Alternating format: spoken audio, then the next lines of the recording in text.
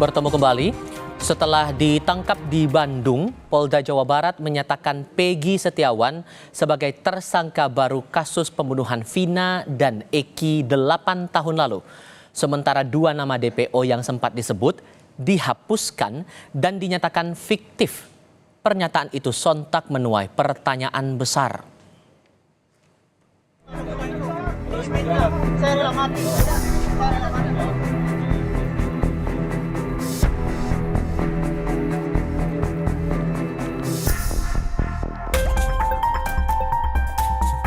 Setelah polisi menetapkan Peggy Setiawan sebagai tersangka kasus pembunuhan Vina dan Eki di Cirebon 8 tahun silam, masih menjadi perbincangan hangat di masyarakat.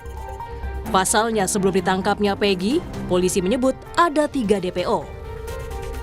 Tapi belakangan setelah Peggy ditangkap dan ditetapkan sebagai tersangka, Polda Jawa Barat menyatakan Peggy adalah tersangka terakhir. 2 DPO lainnya, Andi dan Dani, disebut fiktif. Hotman Paris selaku kuasa hukum keluarga Vina menolak pernyataan bila 2 DPO disebut fiktif. Prinsipnya, keluarga korban maupun kuasa hukum menolak pernyataan dari penyidik Polda Jabar yang menyatakan bahwa 2 DPO tersebut adalah fiktif. Terlalu cepat untuk mengatakan itu. Kalau dikatakan belum tertangkap, kita masih bisa maklumin. Tapi kalau disebutkan fiktif itu terlalu cepat. Terus apa artinya putusan pengadilan yang judulnya demi keadilan berdasarkan ketuhanan yang Maha Esa? Sedangkan mengenai Peggy, tadi keluarga mengatakan periksa dulu. Karena apa?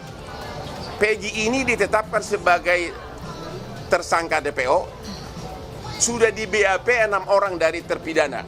5 menyatakan tidak. 5 menyatakan bukan Peggy. Hanya 1 yang menyatakan Peggy. Artinya 5 lawan 1. Jadi mana yang benar? Dosen Hukum Pidana dan Kriminologi Fakultas Hukum Unisba, Nandang Sambas, mempertanyakan 2 DPO fiktif dalam kasus Vina. Menurutnya, pernyataan itu bukannya menyelesaikan masalah, tetapi malah membuka ruang untuk menimbulkan pertanyaan baru. Fiktif itu kalau bagi orang-orang hukum akan menimbulkan pertanyaan, loh kenapa itu fiktif?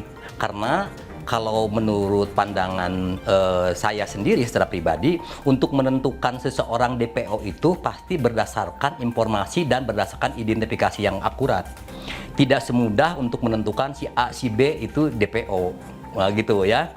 Jadi nampaknya ini perlu ada klarifikasi dan penjelasan yang lebih lanjut yang bisa valid ya diterima oleh akal sehat. Sebelumnya, pada 21 Mei lalu, polisi menangkap Peggy Setiawan alias Peron di Bandung, Jawa Barat seusai pulang kerja sebagai kuli bangunan. Dalam BAP 2016 silam, 5 tersangka menyebut ada 3 DPO.